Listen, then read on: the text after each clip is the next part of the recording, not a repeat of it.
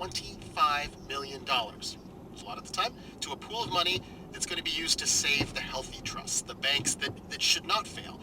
And on one Saturday night, he calls some of the most powerful men in America into the library. And so JP Morgan draws up a list, says 25 million, this is how much each one of you owes, presents the trust company presidents with a piece of paper, and says, okay, sign here. And they don't sign. So he locks the doors, and this was the door that was locked. Oh, there's an actual chain in here.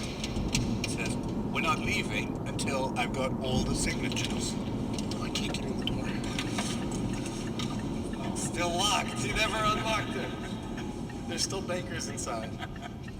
That night, J.P. Morgan went into his secretary's office and played solitaire while the bankers hashed things out. And by 5 in the morning, they had all signed the list. And that, essentially, was the end of the Panic of 1907. Whew, panic's over. Time to make money. At least until the next panic. That's probably what people on Wall Street were thinking. People in Washington, at least some of them, were thinking something pretty different. They were thinking, wait, why does the fate of the U.S. economy hinge on one rich guy in New York? Relying on JP Morgan to bail out the U.S. financial system. And by the way, this has been the second time he'd done it.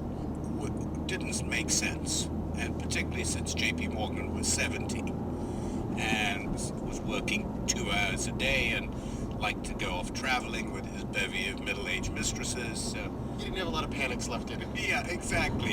And if he was somewhere in Italy when a panic broke out, that would be a problem. One very powerful guy in particular decides this is a problem. Senator Nelson Aldrich.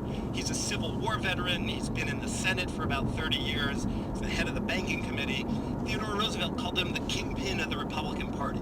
And Aldrich looks at the U.S. economy and he sees that it's not just the most recent one, but these panics just keep happening. There was one in 1873. There was another in 1884. There was 1890, the Panic of 1893, 1896. They keep coming. And then there's the big one in 1907. And Aldrich knows that there's something that America can do so that it will no longer have to rely on just one guy when these panics happen. The U.S. can create, he thinks, a central bank. After the break, the U.S. does just that. It creates the Federal Reserve.